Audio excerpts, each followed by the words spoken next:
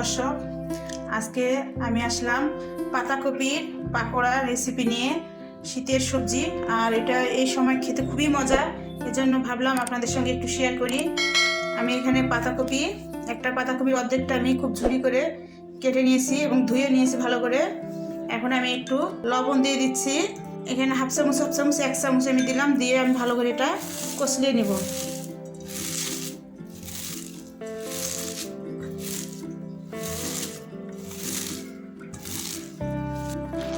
এই তো দর্শক, এইভাবে কষলাতে কষলাতে পানিটা অনেকটা বের হয়ে আসছে, আর এতে পরিমাণটাও বোঝা যায় অনেকটা কমে আসছে পাতাকপিটা।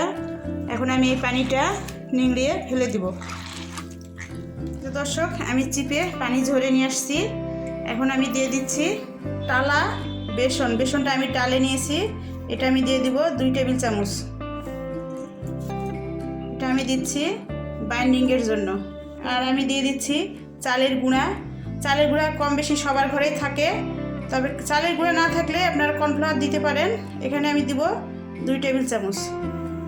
এটা দিলে পাকোড়াটা মুচমুচে হয়, খেতেও খুব ভালো লাগে। এখানে আমি আদা রসুন বাটা দিয়েছি হাফ চামচ, কিন্তু এটা উঁচু করে দিয়েছি 1 চামচের কাছাকাছি, একসঙ্গে দুটো বেটে নিয়েছি। জিরার গুঁড়া দিচ্ছি আমি হাফ চামচ, হলুদের গুঁড়া দিচ্ছি হাফ চামচ। পেঁয়াজ কুচি আমি এখানে 3টা দেশি পেঁয়াজ কুচি করে নিয়েছি, সেটা দিয়ে দিচ্ছি। কিছু ধনে পাতা দিয়ে দিচ্ছি, আর কয়েকটা কাঁচামরিচ কুচি করে নিয়েছি, এটা আমি দিয়ে দিচ্ছি। আপনারা শুকনো মরিচের গুঁড়া দিতে পারেন, কাঁচামরিচটা দিলে বেশি ভালো লাগে। তো বাচ্চাদের জন্য কাঁচামরিচটা মুখে লাগলে একটু ঝাল হবে, এজন্য শুকনো মরিচ আপনারা দিতে পারেন, শুকনো মরিচের গুঁড়া। এরপরে আমি দিয়ে দিচ্ছি একটা ডিম।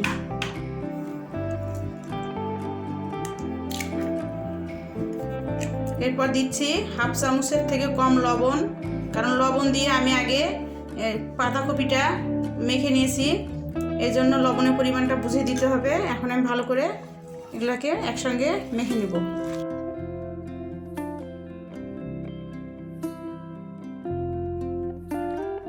ভালো করে আমি আলতোভাবে মাখাচ্ছি, কারণ বেশি করে আবার যদি গায়ের জোরে আমি মাখাই তাহলে আবার পানি বের হয়ে কপি থেকে, এই জন্য হালকা করে মেখে দিচ্ছি আমি। দেখতেই তো পাচ্ছেন দর্শক, এভাবে মাখবেন। এই তো আমার মাখা হয়ে গেছে, এখন চলেন চুলায় যাওয়া যাক ভাজার জন্য। দর্শক, চুলায় আমি প্যান বসিয়ে চুলা অন করে দিয়েছি। আমি এখন দিয়ে দিব পরিমাণ মতো ভাজার জন্য তেল।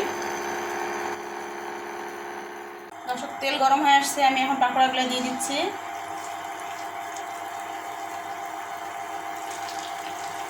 একটু এবড়ো থেবড়ো দিব, দিয়ে নিচ্ছি। পরেরগুলো আমি অন্য ব্যাসে ভাজবো, এগুলো আপাতত এই ব্যাসে ভাজে নিই। আমি এখন উল্টে দিচ্ছি দর্শক। আর চুলার যে জালটা, এটা মিডিয়াম হিটে থাকবে। এভাবে আমি যতক্ষণ পর্যন্ত ব্রাউন কালার না হয় ততক্ষণ আমি ভাজতে থাকবো। দর্শক, আমার পাকোড়াগুলো ভাজা রেডি, এখন আমি উঠাই নেব একটা একটা করে।